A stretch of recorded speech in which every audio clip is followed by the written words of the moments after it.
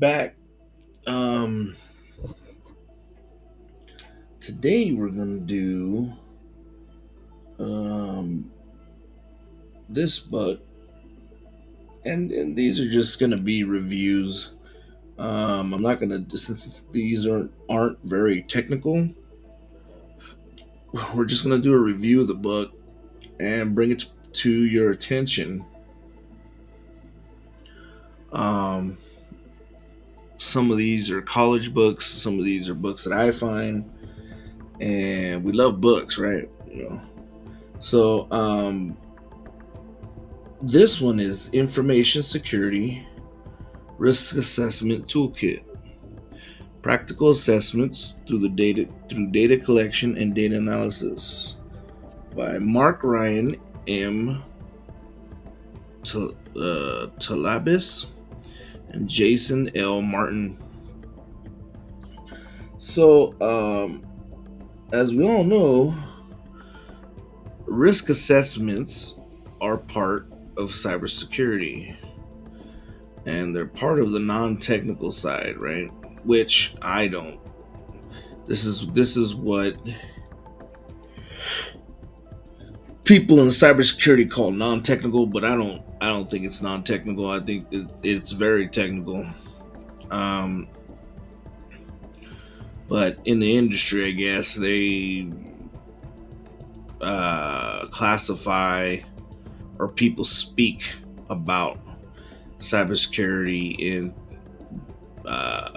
technical and non-technical. So red team or pen testing or IT side versus the framework side or performing risk assessments and stuff like that. Which I think that even performing a risk assessment is technical. So when you read this, I'm going to read some of this, just the main parts of it. You're going to realize that yeah, it is technical. You have to put some thought into it, right? And risk assessments are very important, are a very important part of cybersecurity. And a lot of, I would say, I don't know about a lot, but I've come into experience with uh, some places that don't perform them the right way, or they don't, or they do it their own way, which is fine, but not really, right? Because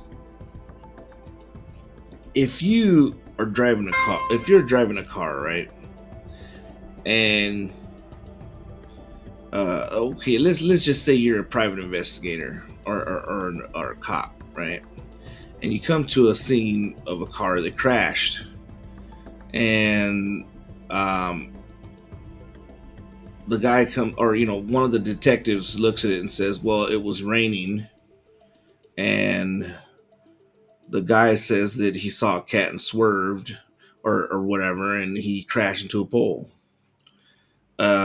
Case closed. This is the cause of it. Next time, let's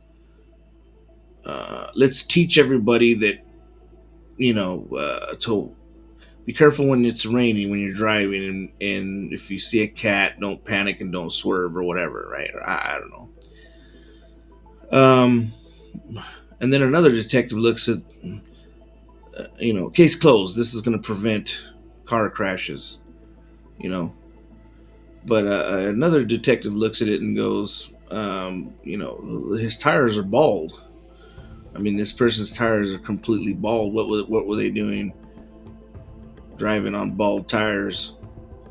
And so the other detective has gotten to another important part of that crash. It was the guy was driving on bald tires. He didn't even have good tires, right? So um, you got to go back to the start of the problem. Maybe if the guy had, or the person had proper tires, uh, wouldn't have crashed, right?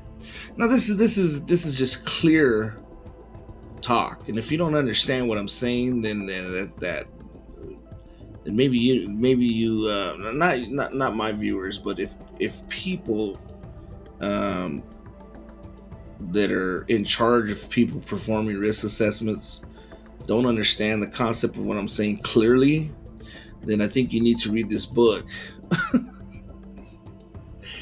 Because if you're doing a risk assessment on something, let's just say, you're doing a risk assessment on some hardware. Whoever you're buying that hardware from, if you don't do the risk assessment on that place personally and their, maybe their supply chain on how they do it, and in the real world, I mean, a lot of these companies are not going to give you all this information when you're performing a risk assessment. That's fine, but some are. It doesn't mean that you don't do your due diligence and ask the question. They might not give it to you, which is fine. Like I said, like if you're doing a risk assessment on a company for some hardware, and you ask them, hey, what is your how is your supply chain protected? I mean, how's your supply chain protected? How's your inventory protected? Right? Do you have security? Do you have locks and this and that? It might seem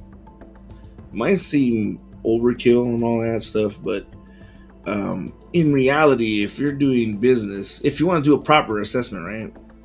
And it depends on how much detail you want to go into too, right?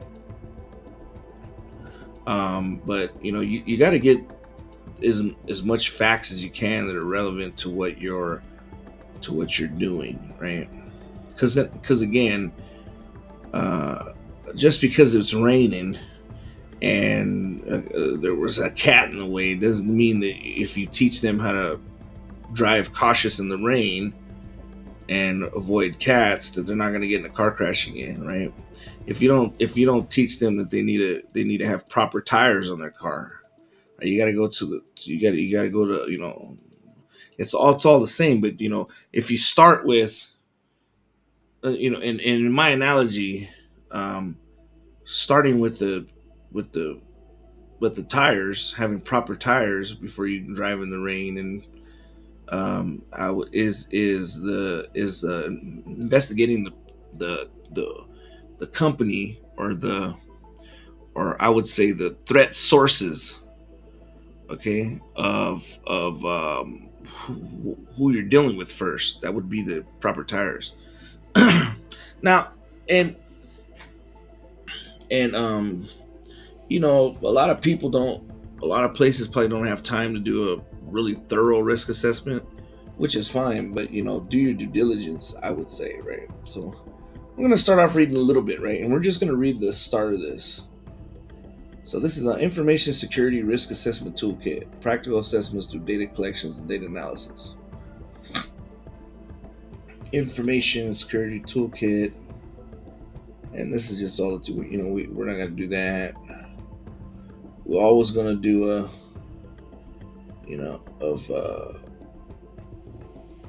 about the technical editor. In IT, a secretary industry. About the technical editor. In the IT and security industries for over 15 years, Evan Wheeler, is that him? Well, who wrote this? Mark Ryan's.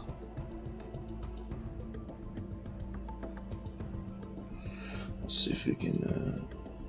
Okay, about the authors. Mark Ryan's and M. Talibis is a manager for the Secure DNA consulting practice. Prior to joining Secure DNA, he was a consultant in the Asian Development Bank (ADB). He has extensive experience in information security risk assessments, information security policy, and program development, vulnerability assessments, and penetration testing, and has been specialized in penetration testing. See, and has specialized expertise in security analytics and data mining as applied to information security. He has a master's degree in information technology. He's a CISSP, CISA. I mean, this guy is basically a badass. Jason L. Martin is the president and CEO of Secure DNA, an information security company that provides security solutions to companies throughout the United States and Asia. All right, so these guys in the poly, I would say they know what they're talking about, right? So they wrote this book.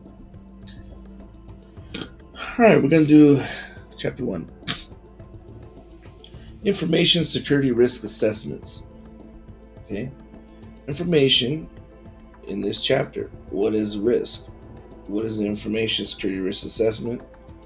Drivers, laws, and regulations. Introduction. The past 2 decades or so have been routinely called the information age. And in the information age, names like Google, Facebook, and Twitter have become a commonplace in our vernacular as Ford, GA, and Walmart. When you stop and think about it, these companies don't sell cars, refrigerators, or diapers. So, what makes them relevant in the times? Information. These companies deliver services based on the collection of dissemination of information. Information is valuable as with any valuable asset, it has to be protected. In order to properly protect an asset, one needs to understand the dangers that an asset is exposed to. In the context of information as an asset is to where information risk assessments come into play. In this chapter, we will be providing a primer on information security risk assessments, with a focus on providing foundational knowledge regarding risk and its various components. We will then provide a high level overview of components that make up an information security risk assessment, and major frameworks that provide guidance for conducting a risk assessment, and the laws and regulations that affect these assessments. What is risk? A human endeavor carries some level of risk. All human endeavors carry some level of risk. This explains why throughout history risk has been a common topic of discussion. Strangely enough, even with all the discourse around risk, it remains a very ambiguous concept. If you are if you were to ask someone to provide you with the definition of risk, they will very likely be able to provide you with a reasonable answer. However, if you ask 10 people or even 100, you will likely receive a different definition from each person. The ambiguity associated with definition of risk is a fairly common roadblock to truly understanding risk. This is highlighted in the following statement from the Society of Risk Analysis. Many of you here remember that when our Society for Risk Analysis was a brand new one of the first things it did was to establish a committee to define the word risk. This committee labored for years and then gave up, saying that its final report that maybe it's better not to define risk. Let each author in its own way. Let each author define it in its own way. Only please each should explain clearly what that way is. Kaplan, 1997. So, okay, never mind. It is safe to say that there has been many discussions about risk, but there has been few definitions provided or accepted. Of the definitions that we do have, the only thing that we share in common is the very fact that we share so little in common. So, this does not mean that people disagree on the meaning of risk, and that's a typo. It just highlights the fact that each person interprets risk and the definition of risk in a different way. It is our opinion when defining risk, it is important to discuss risk in the proper context.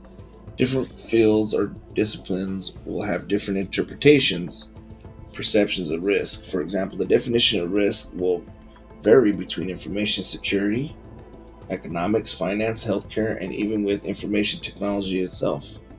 Understanding that the definition of risk will vary depending on who you are talking to will help you more effectively communicate your risk assessment with your organization.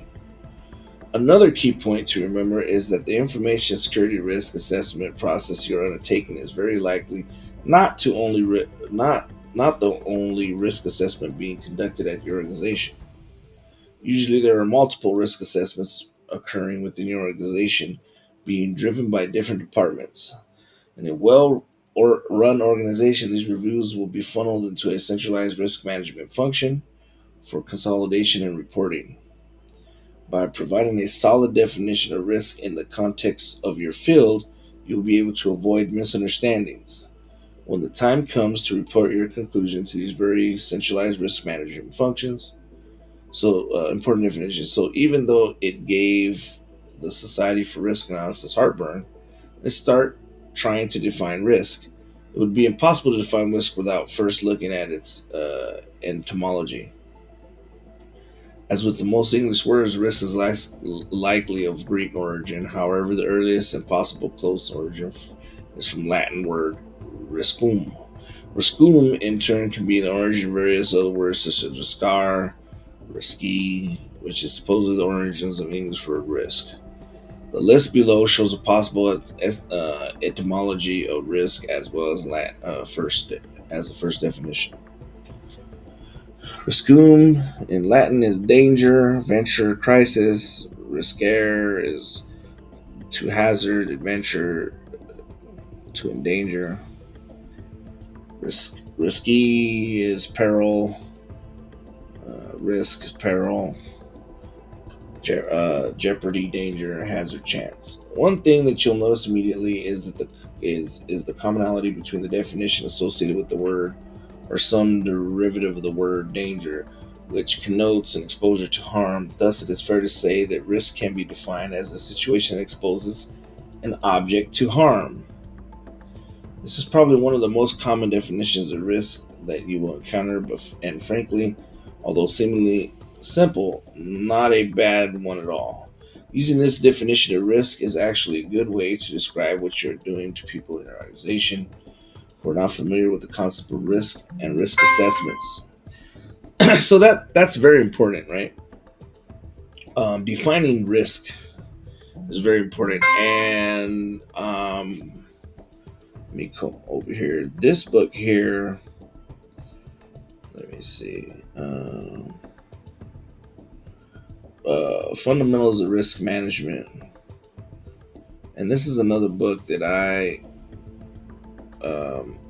studied, and this is a college book, and I mean it's just a book, right? I studied this in college. Fundamentals of Risk Management: Understanding, Evaluation, and Implementing Effective Enterprise Risk Management. This goes and explains it, how the English explained risk, right, in England, and it's a pretty good way too. So I mean, it's all the same. I mean, if you want to pick this book up by Paul Hopkins, this is a great book. Everybody defines the risk management or risk assessments or even just risk its own way, and that's what this is saying. But they what they have in common is that it's you know based off of the English word in peril, jeopardy, danger, and all that, right? When you start the risk assessment process, you will have to interact with other people, and many of these people won't be familiar with risk assessments and will only have a layman's understanding of what risk is. If you start talking about the more technical concepts of risk, when we will delve into later in this chapter, you will more likely confuse them or at the very least make them uncomfortable. Remember that not all people are familiar with risk assessments, so it is always good to start off with the most basic definition of risk when meeting with someone so that the person you're meeting with can easily relate to the topic. As an example, when interviewing non technical business unit representatives, one of the best ways to communicate about what you are working on is to tell them that you're assessing the exposure of the department to possible data breach or loss. Man, that's a good way to explain it. This may not be entirely accurate as risk assessments are much more thorough than just that, but it does provide a simple way to put your interviewee into the proper state of mind for you to ask other more detailed questions. going deeper into risk.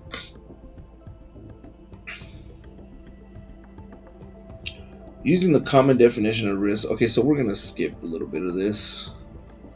Like I said, this is gonna be just a review. Okay, components of risk. We're gonna do this. So far, we have provided high-level definitions of risk. However, you probably heard the concept that an entity is a sum of its parts. Risk can be described in a very similar manner. In order to break down to its individual components, let's use the definition that we have used so far, as illustrated in Figure 1.2. Risk is a situation or event that exposes an object to harm, asset, or outcome. Individual components of risk. Risk is a measurement of uncertainty or a probability. Probability as a component of risk. Our first definition of risk has already provided us with the majority of the components that are needed to continue with the discussion. As we mentioned in previous sections, without a form of measurement, that we are really just dealing with the definition of uncertainty. We need components from our second definition to complete our overall description of risk. The addition of the components from our second definition helps to appropriately define risk for its purpose of our discussion. Based on our definition, risk is the sum of the following components: the event, the asset, the outcome, and the probability. Let's go over these components one by one. Event. An event is a chance or situation that is possible but is not certain. An event in the context of a risk assessment is always a future event. An event could be an action or inaction. This action or inaction will have a direct or indirect influence on the outcome. Also, there are different ways to view the polarity of an event. In the context of this book, we will always treat an event as a negative occurrence, which represents something undesirable or unwanted. Identifying events is one of the key activities of a risk assessment. In information security risk assessments, these events will be our threat actions, which will be discussed in greater detail in later chapters. Hackers gaining unauthorized access to an application or an unencrypted backup tape data being lost and then read are examples of events in the context of information security. So, an event.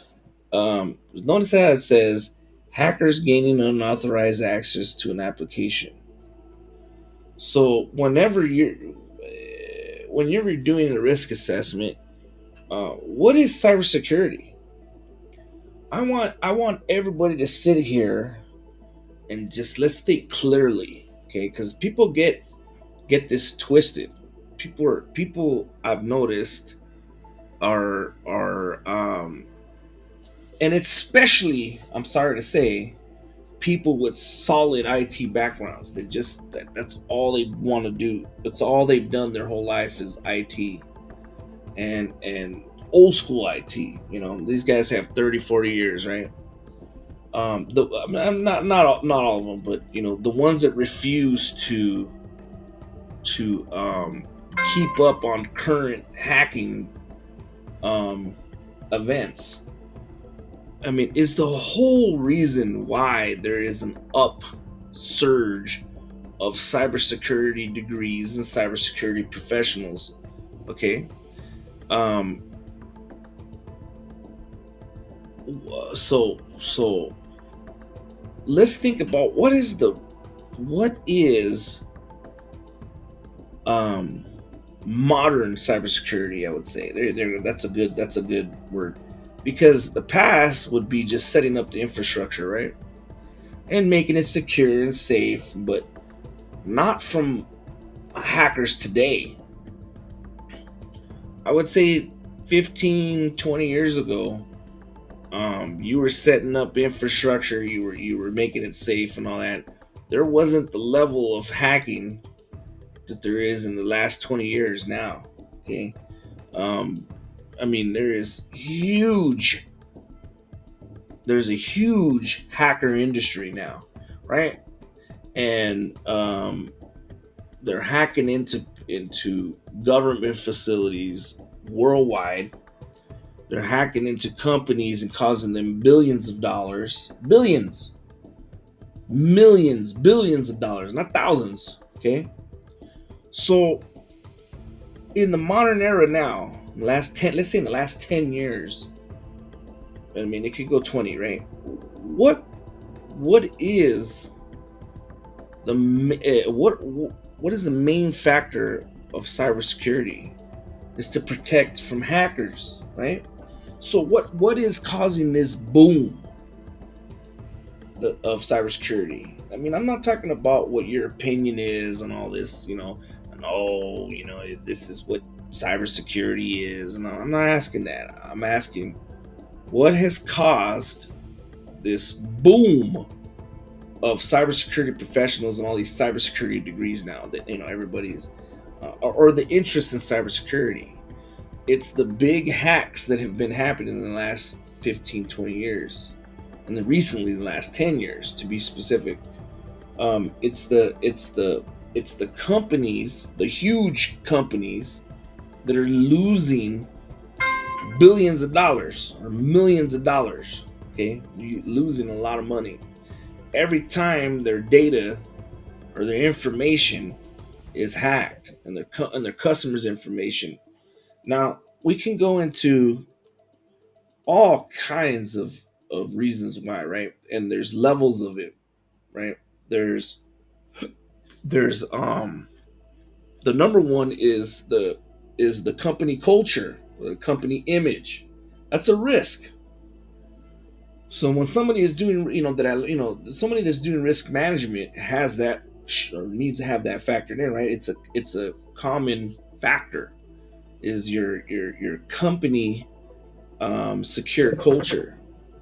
Now, if these companies, and that's part of your risk management assessment or your risk assessment, right?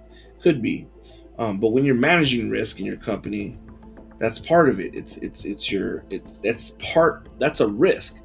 If you were hacked and your customers cannot trust that their data is secure with you, and their social security numbers, their date of birth, their addresses, and their credit card information is all hacked by hackers, and they're selling that on the black market, and their credit scores are messed up. All their information is gone. Everything is just they have to go and get new credit cards and all that. Okay, that's a risk. Okay, and that's we'll go back to this book, and that's also the reason for this boom. There is no other reason for this boom because we're a capitalistic we're a capitalistic country. When if you want us to do something about something and generate more interest in something, you attack our money. You attack these big corporations' money, right? The reason for this boom is because hackers, and that's it. There's no other reason. You don't need cops if you have no crime. Okay? If this society had no crime and very little crime or no crime at all, let's just say hypothetically, then there would be no need for police officers. You'd have one or two police officers. Or you'd have none at all if there was no crime at all, right? But there is crime. There's rampant crime, so there's a need for more officers. And then if there was a whole nother level of crime, there would be a need for what? Uh, um, um, uh, you know, uh, Investigators and stuff, right? So this is how these things work. So this is what's happening. Okay, so that's what an event is. So how I look at risk assessments and how I look at doing a risk assessments, I look at it from what the hackers are doing and what they possibly can do. So it goes back to the event, right? All right, asset. An asset is the direct or indirect target of an event. Okay, the outcome always has a direct consequence and is applied to the asset. More often than not, an asset is something valued in your organization.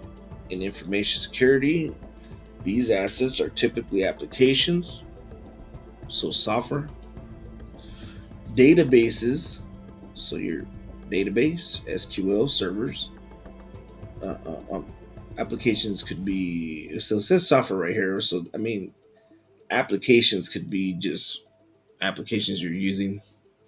So, software is, software you're purchasing or you have. Hardware is your switches or any kind of hardware or servers or even people. There's your people. In the event example above, the application and the backup tape are the assets that are the object of the event. The what? The application. Okay, yeah. Outcome. An outcome is the impact of an event. In the context of this book, an outcome will always be an adverse or unwelcome circumstance, such as a loss or potential for loss. This loss, in turn, always has a direct effect on the whole part of the asset. Using the same examples provided in the event definition, a lost backup tape be read or unauthorized access by hackers. See, by hackers again, right? It all boils down to the hackers. To an application could have a similar outcome, that being the potential disclosure of sensitive information. Let's read this again. Using the same examples provided in the event definition, a lost backup tape.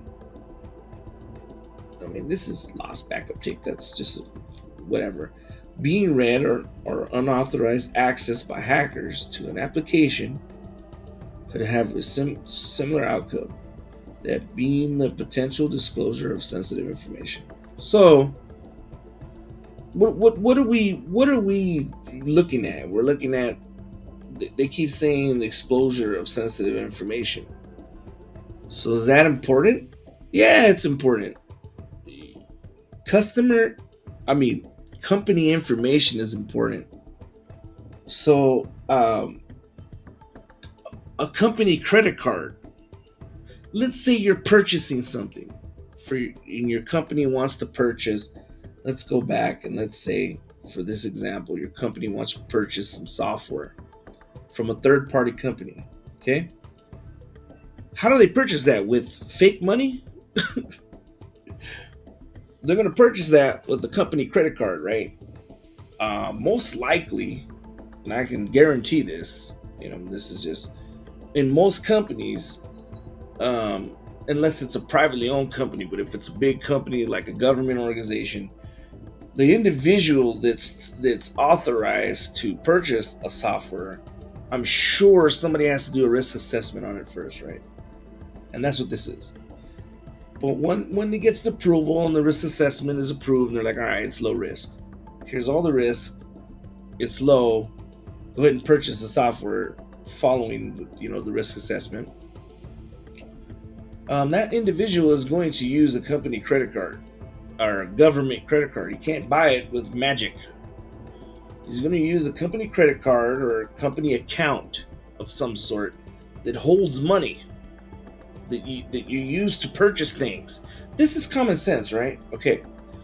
So now that information, once given over, is at risk to your organization, because if hackers on the other end can steal this information, they can sell that card, and it's a card that has probably a lot of money in it. I'm sure if it's a government agency, it's probably got a high limit, and they can use it to do purchases of whatever they want.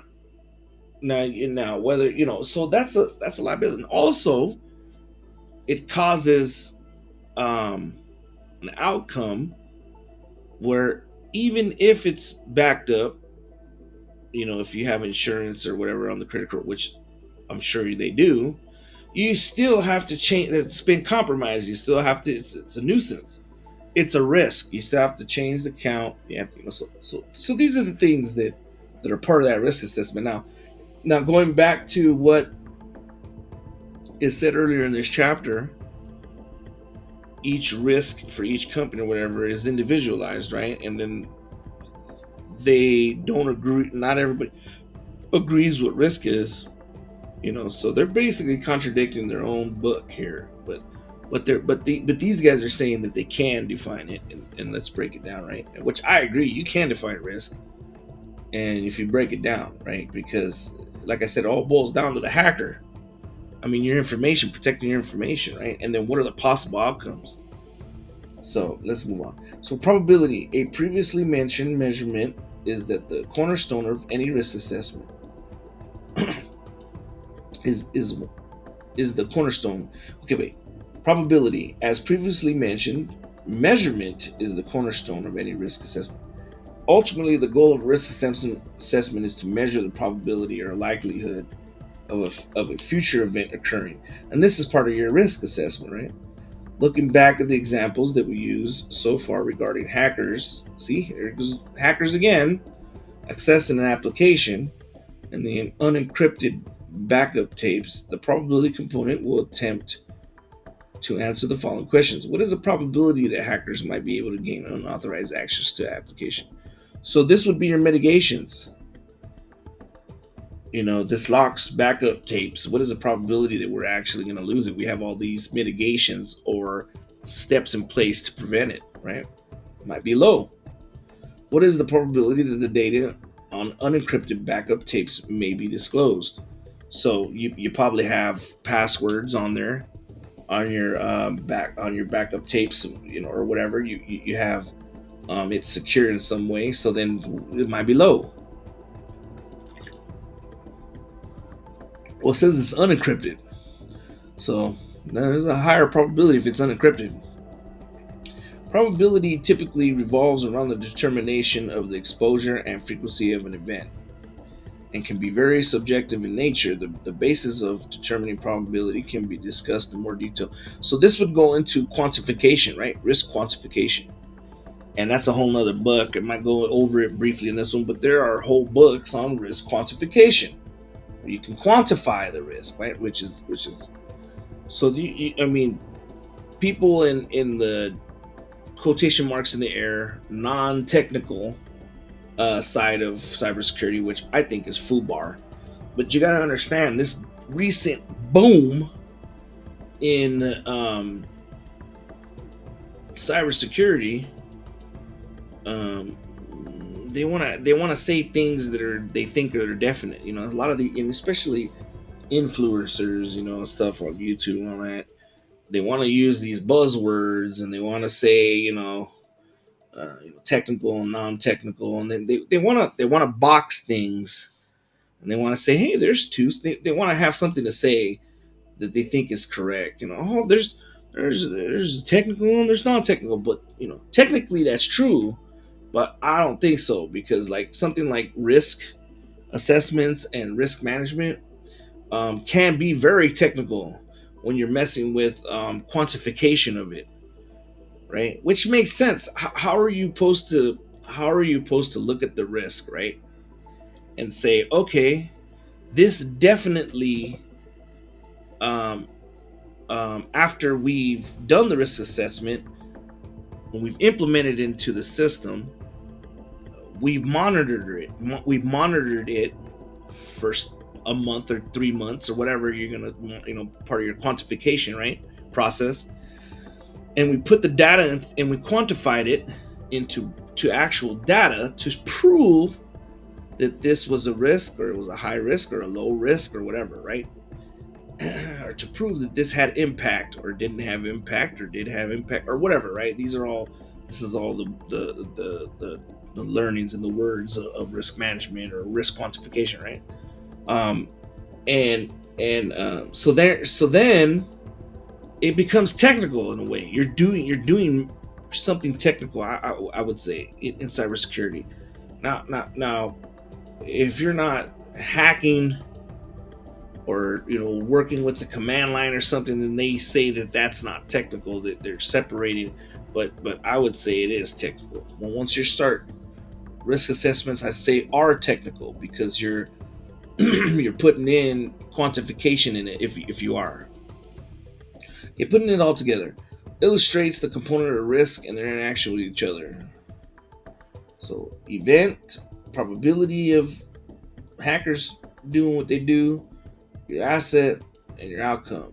What's all this? And what's going to happen, right? And there's your risk. Components of risk and their interactions. Now that we have all the pieces in place, let's put them together.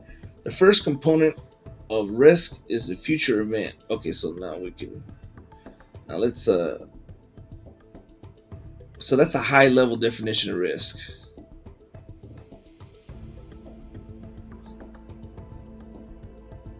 Let me see what's going on here. I don't want to make this video way long, so we're going to skip some of this. Go into the juicy stuff. I want to go into how to make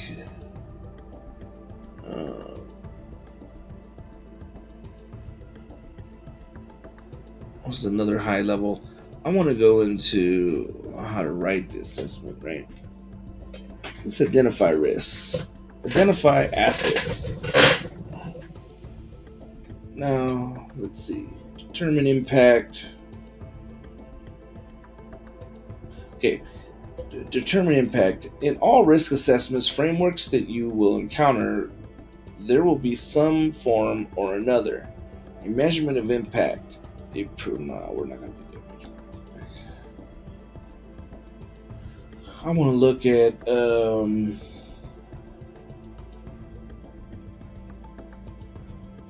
look at the state governments.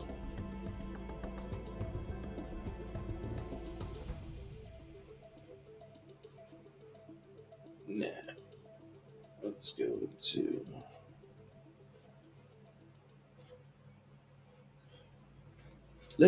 to how to write the risk assessment, right?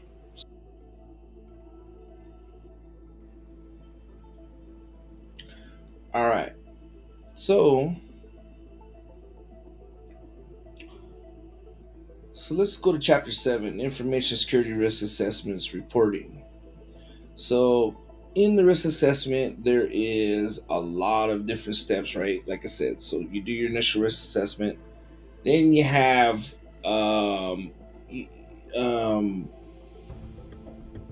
you have to calculate your likelihood.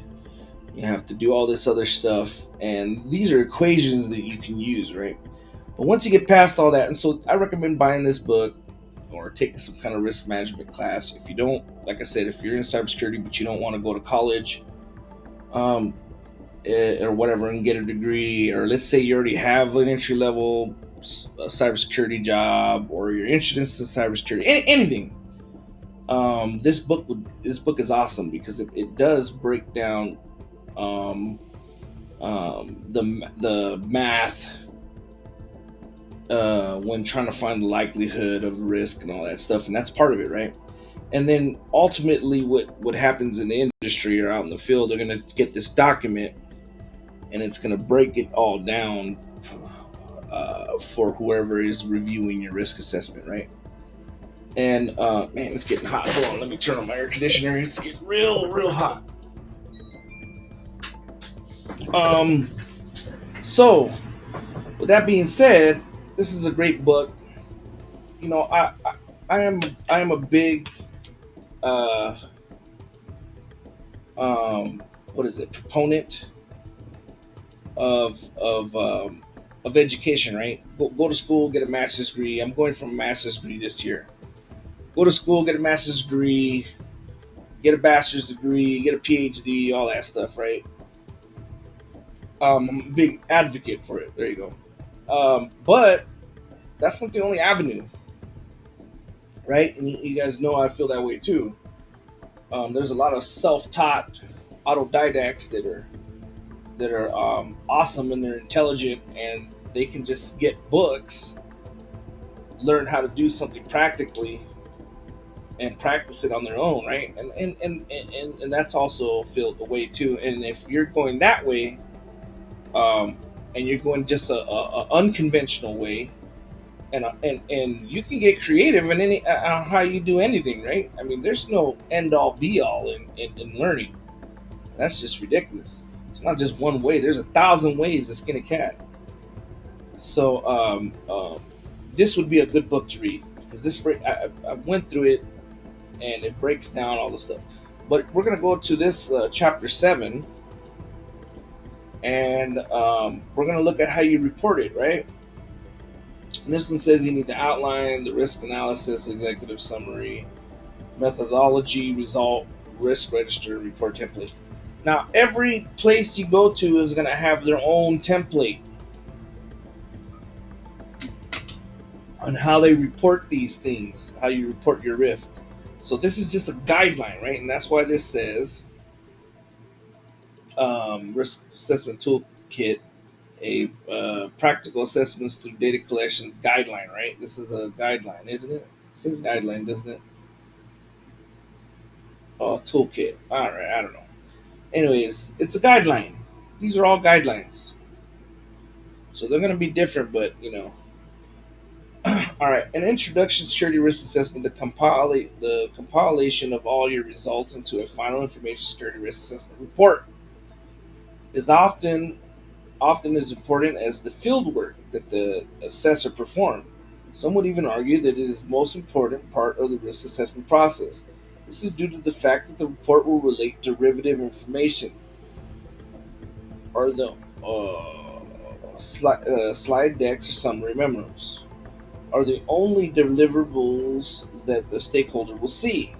It is essential to the credibility of your entire process that the final report accurately captures all the results and reflects all the time and effort that was put into the process. Having a cohesive final report will allow the assessor to communicate findings clearly with the stakeholder, allowing them to understand how the findings were identified and ultimately allowing them to buy into the process enough to support actions and remediation activities. As, as a poorly written or structured report can bring into question the credibility of assessors, ultimately invalidate much of the work that was performed. This chapter is presented differently from other chapters from up to this point. What what we will be providing in this chapter is a report template that assessors can use in putting together a final information security risk assessment report. In presenting the template, we will be providing an outline first, then we will go through each section of the outline. For each section, we will be providing sample content taken from the hypothetical scenarios that we discussed throughout the different chapters in the book. Note, with all reports, you will need to be cognizant of who the reader might be. In many cases, the readers of the report derived from the report could be anyone from executives of the company to system administrators within IT. The sample report presented in this section is structured to allow executives to gain sufficient information from the executive summary while detailed risk and mitigation discussions are covered in the details of the report to allow those tasked and with addressing risks to have a clear understanding of what was found. Outline. The report will consist of 6 main sections: introduction, methodology, results, issue registers, conclusion, and appendices. Here's a quick description of each of these sections. The executive summary needs to provide the reader with answers to the following questions. What is the report? It's a risk assessment on so and so and so and so. Who was the report written for? This report, okay, I don't know. Why was this report written? We need to solve this and that and that and this. Uh, why is the report important to the organization? Help mitigate risk factors, blah blah. What are the findings? Okay, so they're saying all in the executive summary, which is most likely at the top of your template. You need to answer these questions. I agree with that. I agree with that wholeheartedly. But a lot of organizations don't. They do it their own way, right? Which here's the thing: Um, I'm a rebel, so I like to do things that make sense from different points of view. I'm not thinking on the same level, basic low level. Sometimes I go above, right? It's like I look, I think on a higher level, because when you're doing an executive summary, I agree with this, how they wrote this. You need to put up there on the executive summary, you know, why you're doing the report. I mean, I guess you can put that, right. The report. Who was this report written for? I mean, these are good questions to answer in your executive summary. Why are you writing that report, right? And then what did you find? What did you do? What was your process? What did you find? I mean, I agree with all this, but a lot of companies don't do that. They have a custom executive summary, and then they want you to do it the way they want to do it, which is fine. I mean, you got to adapt to whatever job you have. So don't take everything I say with a grain of salt. In other words, uh, the way even the book, right? Because it's not going to be the exact same process everywhere that you go in the real world. Everybody's going to have their own way of doing it. But my problem is when people say that's when they say you're wrong. Oh, you're completely wrong. This is not industry. This is not how we do. This is not what an executive summary is. But then you learned it from this book, and you learned it a certain way, right? But somebody in management doesn't have enough common sense to understand that. So they're telling you you're doing it wrong instead of saying, "Oh no, this is the way we're wanting to do these executive summaries." I mean, that's just common sense. Hey, but there's a problem in the industry. Okay, there's a big problem in the industry when it comes to how they do their training, right?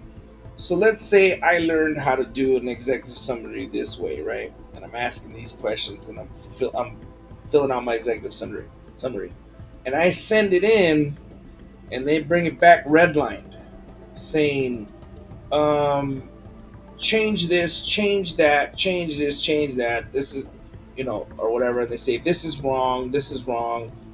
We don't need this information. We don't need that information. But they're not explaining to you why they're doing that. They're just making you assume that you're doing it wrong. You don't know what the hell you're talking about, and that's terrible. If a company is doing it like that, they're doing it wrong, right? Because all these are customizable. I can read another book, and it's going to say the executive summary is taught a different way, right? So wherever your company is getting their executive summary formats, or however they want to do it, they have to have enough brains, okay, to know that not all executive summaries are going to be the same, right? But I mean, it's like it says, it's one of the most important. This book would argue it's the most important part of the process is your whole report, right? Your report, and then the executive summary is very important, right? And so how I would do it is I would have you have to understand that they're not all going to be the same, and not all your people that are coming in to work for you have learned from the same book. Most likely going to be not the same way, especially if they're coming straight from college, right? And they're fresh, and they're ready to learn. They the they You have to understand that they're not wrong. They're just, you need to explain to them, oh, this is great, but we're not wanting all this detail. We're not wanting here. We don't want to do it. We're gonna run our executive summaries this way, and then give it to you. Not redline everything. This is, change this, change this, change this, change this. This is wrong. This is wrong. I don't, we're not doing, like if they are the end all be all and they know what they're doing, and they're the masters of the universe or something, right? But you gotta remember, I'm a rebel. So when I see things like this, I don't like it. I don't like it at all because it's not good practice, right? Now let's continue. Methodology. You don't just want to present the results of your assessment.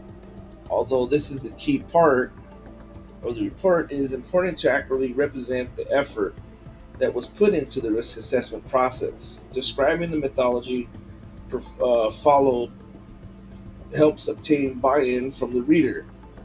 If the reader cannot understand how you derived your results, they are most likely to challenge you. Now, this is another thing. If you write a risk assessment and you write your executive summary the way you do, and then you pass it to let's say your immediate supervisor, and your immediate supervisor or something makes you make a lot of changes, basically just rips apart your executive summary or something. Let's just say that part, for example, and then you send it to, then it gets sent to somebody up or higher than him or her, and then they say, "Oh, why didn't you have all this stuff? It was taken, because it was out. Let's say that you have too many people reviewing it and making you make changes, and by the time it gets to the top, it's not what you originally wrote." Um, that's not good either. I don't think that's good practice for a company either, because what happens is now what you thought was the important and accurate representation, what they're saying here, described in mythology, is changed, right? I think it should be reviewed by one person, uh, and then it should be sent in to where we're supposed to be sent in and let them review it. Because then that's five different reviews. Anyways, and the step-by-step description of your mythology is not going to be the same. It's going to be totally obscured, so that makes no point. Followed as well as activities performed to support the methodology used. Results. The results section represents the results or references to the results for each of the activities that were conducted for the risk assessment. This part of the report should include narratives, evidence, and how assessors ultimately derived the risk findings, which will be represented in a consolidation format in the risk register. The risk register. The risk register is part of the report that can be considered a standalone section of the report. This risk register may be passed around independent of the report, as it is basically a list of all the findings that were identified through the entire process. Um, I think the risk register, having a risk register, is very important. Conclusion. This selection also allows the assessor to provide their final opinion regarding the outcome of the risk assessment. Um, you're, I think it's very important to have a conclusion. Now, like I said, I'm a rebel. I like to do things from the book, but I like to add my own brain. You know, my grandfather was raised by a World War II veteran, his dad, that built his own home, made no excuses, and I think was smart. And my grandfather raised me.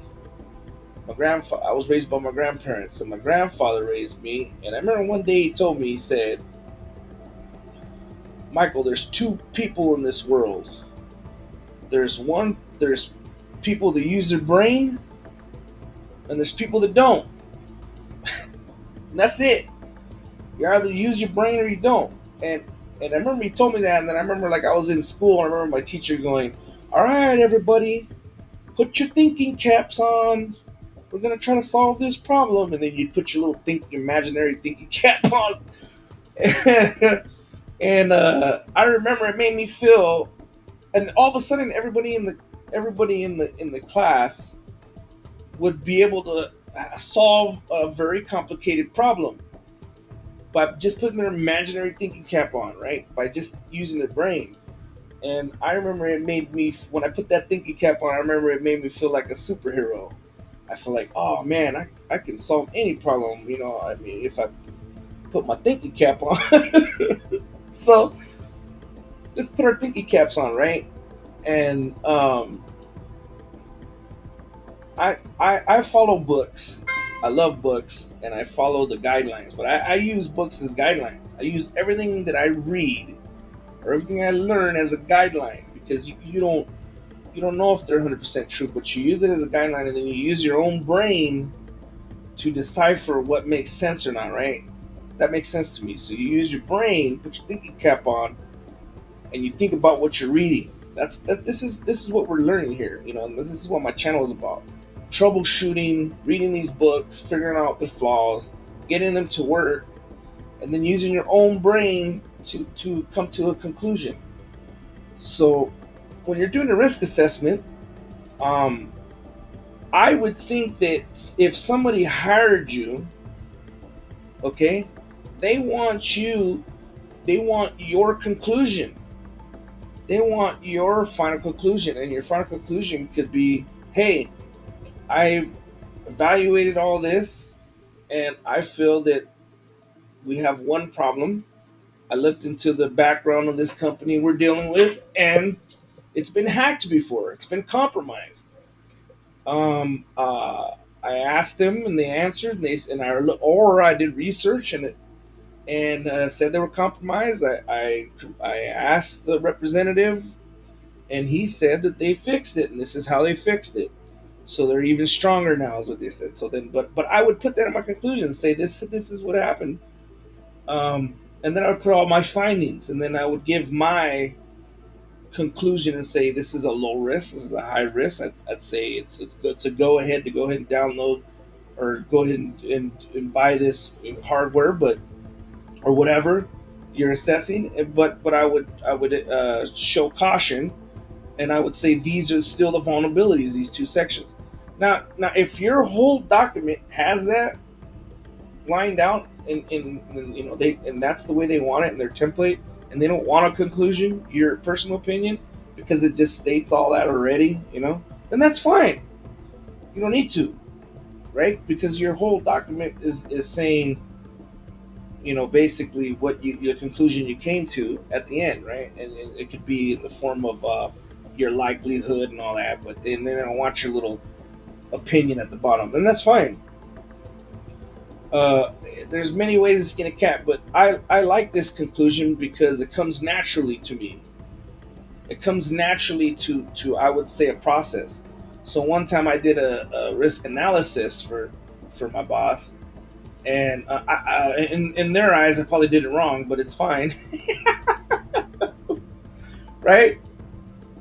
But at the end of my risk analysis, I put my conclusion on the bottom. It was a natural flow or a natural outcome process for me. I did my due diligence on the risk analysis, and at the very end, I put my conclusion. And because there was no template for me for a risk analysis at this company I was working for, they just asked me, "Hey, I need you to do a risk analysis on this."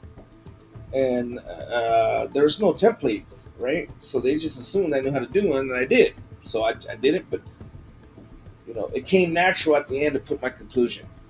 But in their risk assessments, they had a template that didn't have room for a conclusion, but the conclusion of all the information gathered was going through the whole document, and then at the end, right?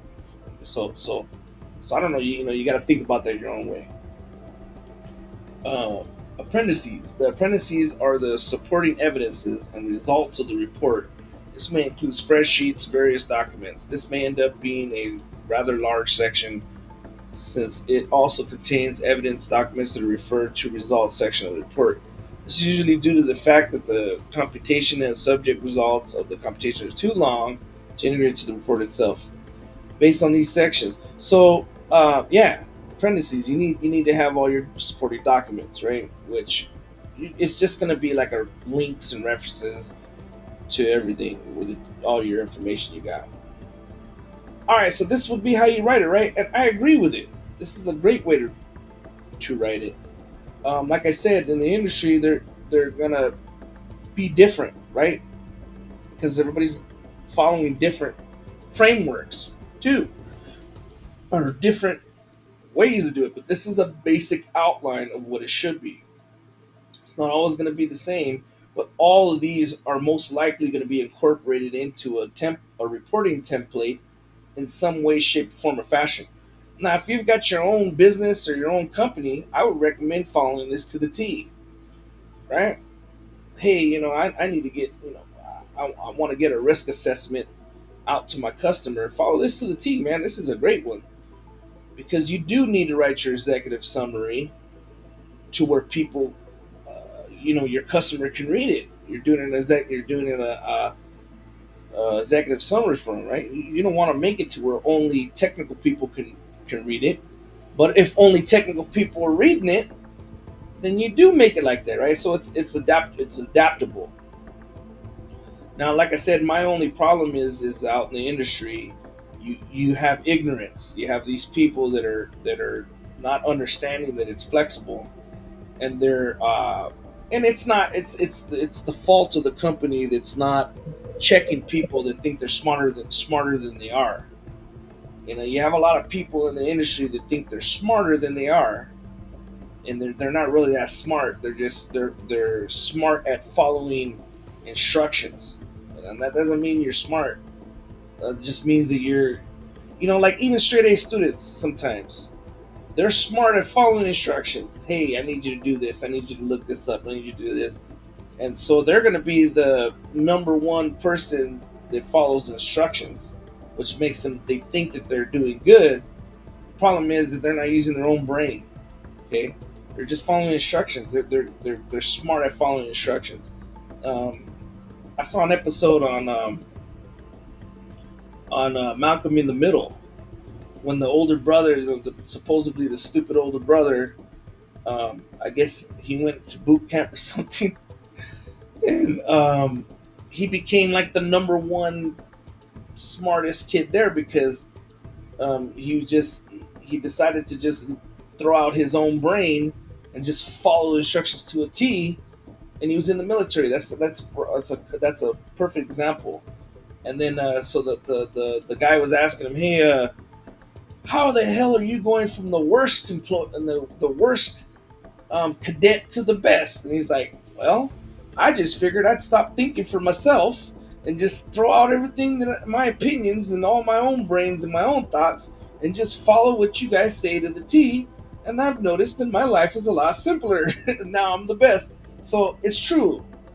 And you've got these people that in the industry that are good at following instructions, which is fine in some industries, I guess. But but then they'll start imposing their, you know, you're wrong and I'm right because this is the way they're telling me to do it. This is the right way. This is the only way to do it. But it is in their job, in their setting. But when you go somewhere else, it's going to be different. And so when that person goes somewhere else, they're just going to follow what they say and say this is the way we do it. But they can't separate um, uh, reality from what they're just doing. Does that make sense? And I can't stand working with people like that. It's just terrible. It's that other saying: be that employee that you want to work with, and that's it. So you should be the employee that you would love to work with. And a lot of these people they would love to work with somebody that just has no brains and that just follows everything they're told and doesn't have their own opinion or their own brain on anything. And that's my problem is I grew up in an engineering background. I mean, I grew up in an engineering background. How I started my work in the STEM field, and this is STEM field. This is all science. cybersecurity is too. Is I started with engineers, with electrical engineers. Now, if you ever want to learn competence at its perfect level, work with electrical engineers. And if let me explain what I mean by that. Electrical engineers are not mathematicians. Okay, you don't have to get it perfect. Electrical engineer is not going to say, all right, this needs to be perfect to a T. An electrical engineer is going to make something work, and if it works, and it's if you know, and they're going to try to relatively get it efficient, then it's fine. They're not gonna pull out their mathematical equations, right? They are going to use electrical math and all this mathematical equation. They're going to try to get it as good as they can, of course, right? But to an electrical engineer, if it's working, then it's fine. Leave it alone, right? And that's true. That's how it's supposed to be, because that's competence. They're not going to spend extra amount of time on stupid information that doesn't matter to the bottom line of your electrical system working. Does that make sense? They're not going to say, "Oh yeah, we need to make sure this is perfect." This needs to be extremely perfect before we get it running or something. That's electrical engineers don't do that, and that's how I started my. I was an electrical engineering technician, so how I was trained and how I work with the electrical engineers, I think is if you ever want to understand a very efficient, true process, you go work with electrical engineers. And there's too much ego. There's so much ego. It's not even funny. You have um, uh, software engineers, and I would say software engineers' egos are the biggest. I don't know why, but they have huge egos, and I can't put my finger on it. But I mean, it's there. And then, but electrical engineers don't, because there's no room for ego, because there's only facts as an electrical engineer. There's might be some room, and there's not all fact, but the majority of it, yeah. If it doesn't work, then you're wrong. That's it. That's what the beauty of an electrical engineer is. If you design something and it doesn't work, you're wrong. There's no going around it. You can't lie yourself out of that. You can't say, "Oh yeah, no, this is because of this and that." No, you designed it. We built it for you. It doesn't work. It's not the electric. It's not the technician's fault if he followed your schematic and he built it, and then you go back and you say, "Yeah, he just did what you wrote, and he built it for you." You're wrong. There's no room for that. You can't. There's no room for ego. I mean, I guess there's always room for ego. Like if he does it things perfect already, or she does perfect already, and they're like, "Yeah, I'm the best engineer, electrical engineer there is." I mean, but in reality, what I'm saying is, I'm not going that far. I'm saying that if you want to learn how to work in the STEM field, work around electrical engineers, and that's just my experience, because they're the ones that's going to teach you humility and humbleness. It's not, and then it's not worth. So let me give you an example. So like an electrical engineer is not going to uh, want to quiz you and what do you think you should do in this situation. He's not going to want to do all that. They're going to want to teach you, because they understand that there's a ton of troubleshooting in electrical engineering. I would say 90 or more percent of their job is troubleshooting problems. They don't know the answers to what the problem is, and they're not going to expect you to know the answers. They're not going to quiz you and waste time and say, "What do you think the answer is?" and all this stupid crap, because they understand that they don't even know. They got to troubleshoot it and find out what the problem is. So it's on a whole nother level. So how electrical engineers work is they work in teamwork and in collaboration, like the way the world should work and the way all industries should work. I don't care what anybody says. There's no competition. There's no room for competition in electrical engineering, because ultimately, if you guys can't all work together and troubleshoot an electrical issue or problem, then your deadline gets pushed back. Then you all will get in trouble. Not just one person, all you will get in trouble. All the engineers will get in trouble because they didn't work together to trouble. Well, why are you guys fighting against each other? Why are you guys in competition? Just why don't you guys all troubleshoot it together and figure out what the problem is and get it done? We need this done tomorrow. That's how electrical engineers work, and it's by nature. So you're gonna learn cooperation. You get what I'm saying. And under other fields, there's too much competition where there shouldn't be, or there's too much. What would you do in this situation? They don't want to give you the answers. Give me the damn answers, then I'll know. Then we'll get this done the way you want it. Then the next time I get this assignment or something, I'll know how you guys want it instead of guessing. I can't stand that guessing crap. But that's because I started out with electrical engineers and they're great. Most of them. I don't know. My experience is working with electrical engineers. And like I said, as my background as an engineering technician, I worked with a lot of electrical engineers and they're great, man. They're a great base for reality on when you need to get things done with cooperation and collaboration.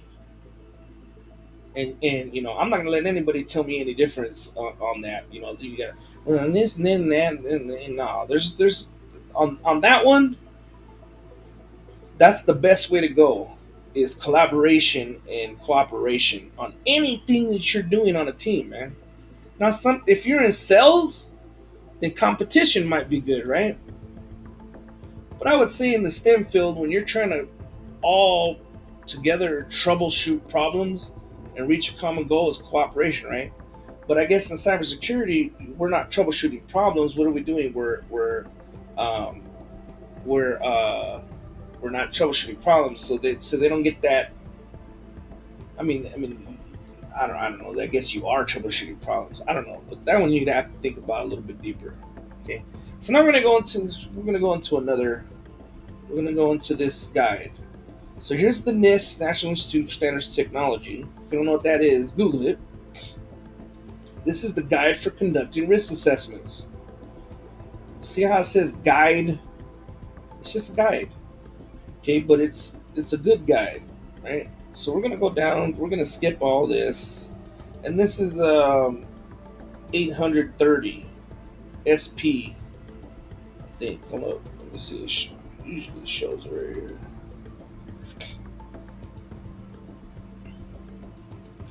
I don't know. Just look up the S 830. I think NIST guide, and this is all available online, right? And here, it goes through the fundamentals. But we're gonna go to performing the risk assessment. So this is a great document, and it's gonna go through all the processes and everything. It's a and you got to remember in the quotation marks in the air non-technical field of cybersecurity, so to speak, or a lot of people like to call it programmatic or documentation or program or whatever department or the framework, whatever department. Um, what was I going to say? Yeah, these are. There's going to be a lot of reading.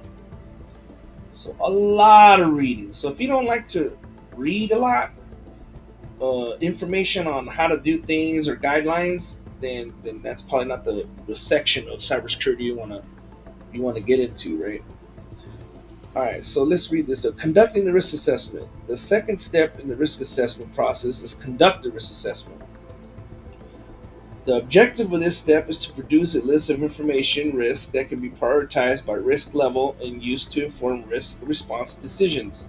To accomplish this objective, organizations analyze threats and vulnerabilities, impact and likelihood, and the uncertainty associated with the risk assessment process.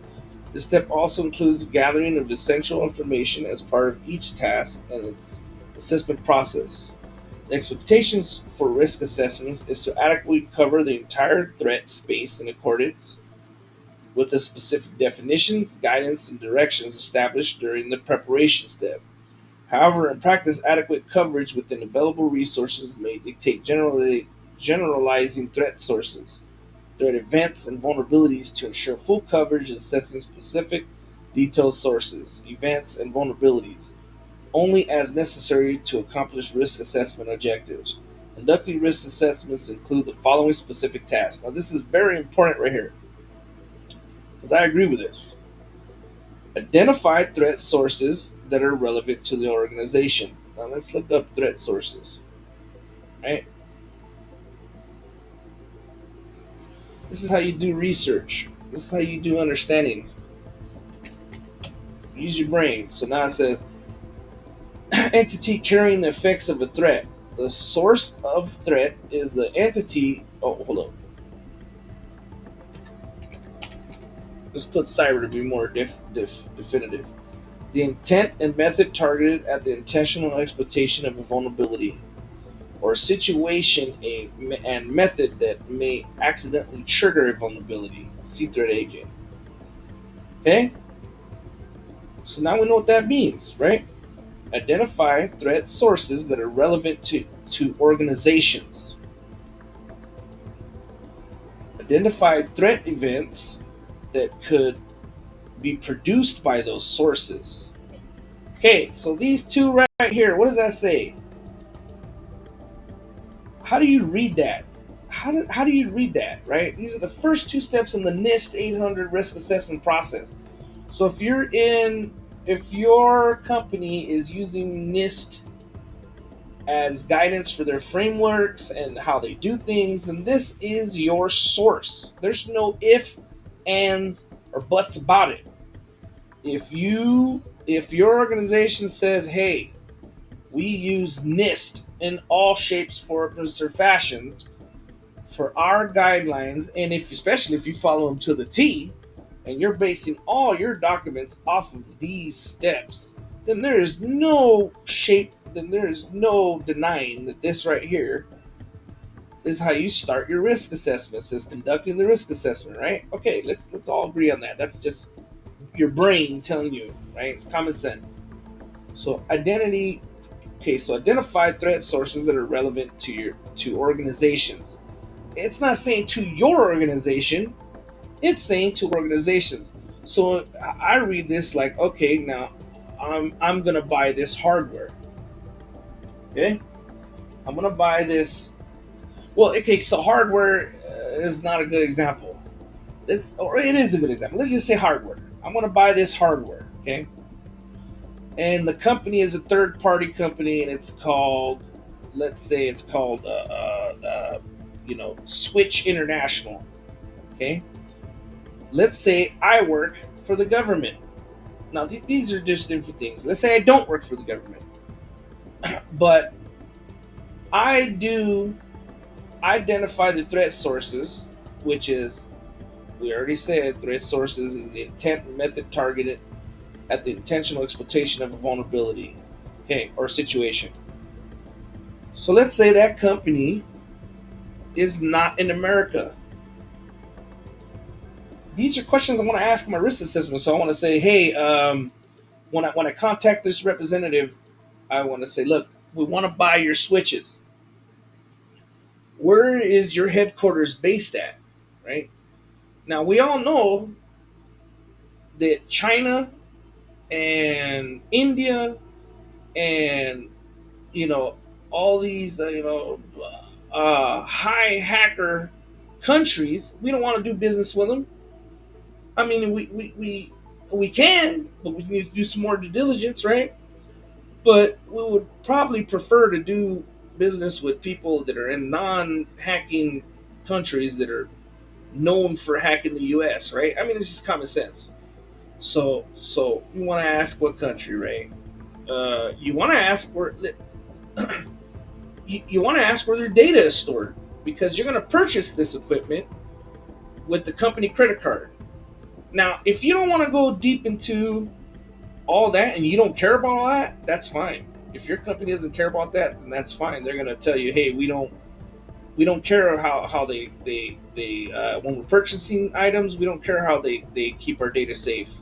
If they tell you that, I'm sorry to tell you, then that's not that company is at risk, and they're gonna and they could potentially have their information hacked if that company, their third party gets hacked or the third party supply gets hacked. So this is just common sense. This is just brains 101. But if the company you work for doesn't want to do that, then you should recommend that they do that, right? I would say. I mean, that's just I would say, look, I recommend we do our due diligence on this. And if they don't want to listen to you, they don't want to listen to you. Then that's fine. At least you bring it up, because I'm telling you right now, that's what's happening right now. Big data is being hacked. So why would that not be part of your risk assessment? Okay. Another thing, how do you read this one? Identify threat events that could be produced by those scenarios. It's the same thing. You're gonna identify threats that could be produced by those scenarios. So those scenarios that you could possibly you're thinking about, you need to identify those threat events. Identify vulnerabilities within organizations that could be exploited by threat sources through specific threat events, which in an example would be their warehouse could have been hacked before, where they put viruses on their switches or viruses on their hardware and their servers. Let's just say that happened, and it went out, and then their I'd say 20% of their servers they sold had viruses on them when installed. The other company, I mean, this could all be events that have happened or events that could happen, right? You need to know what the current events are of hackers or what hackers are doing. You need to know that. And the predisposing conditions that could affect successful exploitations. Uh, so, how are they defending? How are they defending against these common attacks? Okay, that's how I read that. Vulnerabilities. Determine the likelihood that identified threat sources. Okay, determine the likelihood that the identified threat sources would initiate specific threat events and likelihood that the threat events would be successful. Now, this is just the likelihood. This is going to be at the part of your risk assessment, which we already went through on this other document. Determine the adverse impacts on organizational operation assessments. Individuals, other organizations, and the nation resulted and and the nation resulting from exploitation vulnerabilities by threat sources through specific threat events. Now, this one, determine the adverse impacts to organizational operation assets. This would be a business continuing. This would be part of your business continue when continually plan or something like that, right? So how determine the adverse impact on your operation and assets, right? Individuals, other organizations, and nations resulting from the exploitation vulnerabilities by threat sources. So this would be a part of your business continuity plan or something, or uh, um, this goes deeper into like saying like a prime example of this would be COVID. So COVID had impact on the nation as a whole, right? And your supply chain. So this would be that. So, but this goes deep into some stuff like because a lot of companies when they had their risk management impact or business continuity plans um, made, I would say the ones that incorporated national events like COVID before COVID happened probably made it through COVID because they had an impact analysis done and they had a business continuity plan in effect just in case something affected the nation like a virus or something, which it did. And they probably fared better than companies that didn't do that. So companies that didn't assess this and say, okay, what if we have an impact on, so what if a company sells bikes and during COVID there was shortages of everything, so they needed to factor that in. If there's a shortage for a year, what do we do? How do we get our bikes? What do we, so they need to have a plan to overcome that, right? And that's part of your risk assessment, I guess, is what this is saying. This is some deeper stuff. This isn't like risk management stuff, but this is only here as a guideline. If you need to use it, you're probably only going to use these three in a basic risk assessment. Yeah, in this, no, these four, right? You're probably going to use this one. Determine information security risk as a common. Okay, determine information security risk as a combination of likelihood of threats, exploitation of vulnerabilities, and the impact of such exploitations, including uncertainties associated with risk determination.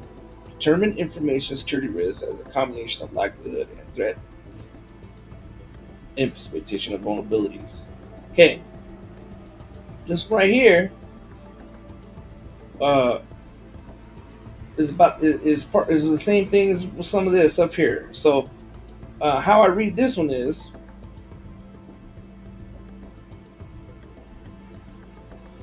looking at the likelihood and the impact that it would have on your business or corporation or whatever, including uncertainties associated with the risk determinations. So, including uncertainties,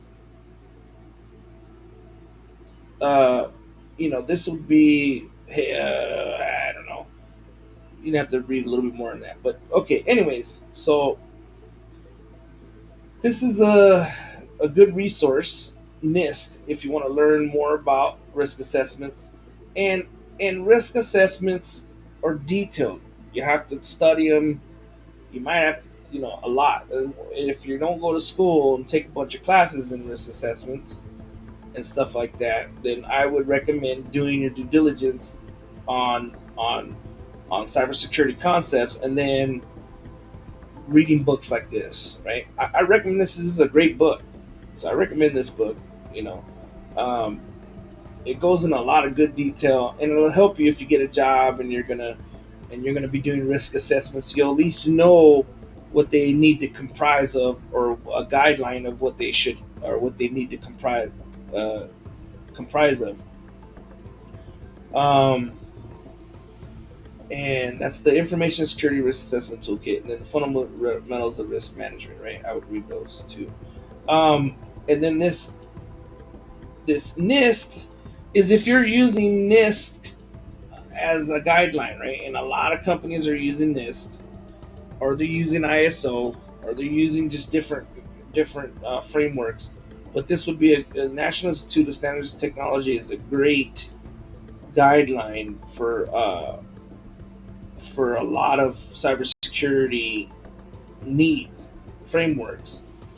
And this right here, just like I said, conducting the risk assessment goes through and gives you a guideline on how to conduct it, right? And I would say these are the most important right here. I mean, this gives you this like when you're conducting it. This is the brains that you need to have when you start thinking about the risk. Now, like I said, I can give you a lot of examples. So, going back to that car example, you know, when you do a risk, you want to start with the organization. That's it. If whatever you're doing with that third party organization, because you're either when you're doing a risk analysis, you're either doing a risk analysis on software, right? Because we read it back in that book. Our hardware, our applications, or something of that nature that's coming from a third party, most likely. So where do you start? You start with that organization, and you need to learn more about cybersecurity because this is not going to tell you what questions you need to ask. You need to understand what are the current risks, and that's what cybersecurity is. And people think like, oh, it's FUBAR. It's not FUBAR. You need to understand what are the current risks from a hacker's perspective. You need to stay up on global attacks. You need to stay up on what are they doing right now, right? Uh, a cop that doesn't understand his criminals or what's going on the streets is not going to be a very effective cop. He's not going to catch a lot of things. Okay, you know, and so you need to do the source relevant to your organization that you're purchasing from or you're dealing with. Okay, and the next one is you need to identify threats events that could be produced by those sources. So you know what does that mean? So it would be like, okay, what are the threat events? So if I am downloading software off of their website, have they been hacked? Okay. Have they what? How are they securing their data? Okay. What data am I giving them? Uh, Credit card information? Am I giving them organization information? I'm giving them company emails. I'm giving them all that. If you're purchasing something for somebody, you're giving them all that information. It's out there on the now. It's out on their data. How are they securing their data? Now, a lot of these companies aren't going to tell you. Like I said, they're not going to tell you. They're not going to tell you. But you do your due diligence and you try to get that information. That way, if something happens, you can go back and say, "No, I did my due diligence. I asked them. They did give us the information. You guys approved and said that it was fine. But I asked them. You got to be responsible for your own actions." What else? Uh, you know, after that's within the organization, right? And and if you don't think that something is possible, then you need to learn more about hacking and red teaming and pen testing, because anything is possible in pen testing. So if a hacker group or individual wants to target an organization that has a vulnerability, and they found that vulnerability, and let's say it's in their they're in their database where they hold their software for download. How hard is it to take the source code of that, change it without them knowing? Let's say they have mad vulnerabilities and they're selling this software nationwide, and then so every time they sell that software, little do that company know that they're selling the hackers tainted software. So once that software gets down, they usually send it through email. If somebody buying some software, they buy it and they send it to their email. If it gets sent to their email, that person is going to throw culture link clicking out of the he's going to throw it out of his mind because he just purchased that software. So he's going to click on that link to download it. He's going to download it. Now you have an organization might have virus filters and all that, but if you don't understand that not all virus filters are built the same, then you're not understanding cybersecurity, because a lot of there are vulnerabilities for a lot of firewalls, virus filters. They don't catch everything. Okay, there's a all you have to do is look on your vulnerabilities website, and voila, you might have a vulnerability that bypasses the most common vulnerabilities, right? I mean, the most common firewalls and antivirus software and tools the organization has. It might not catch it, and there you go. Now you got a virus. That is definitely something that you should do your due diligence on and investigate and be part of your risk assessment. Now, if a company doesn't want to do that, it goes back to um, the crash. These investigators or somebody crashed, and they're like, "Oh, well, it was raining, and the guy said he saw a cat and swerved and skid and hit the pole." How do we prevent this from happening again? Well, we want to make sure that we're going to teach people to drive safely in the rain and to watch out for pedestrians and cats. That should stop most of our accidents happening. Sounds great, but then when another investigator looks and goes, "Hey, well, what about the wheels? Why are the wheels are bald on his car? Why don't we teach them to make sure that they're driving with the proper wheels first, and then all the other stuff?" So that's why they start with this first. Identify threat sources and relevant to organizations that you're dealing with,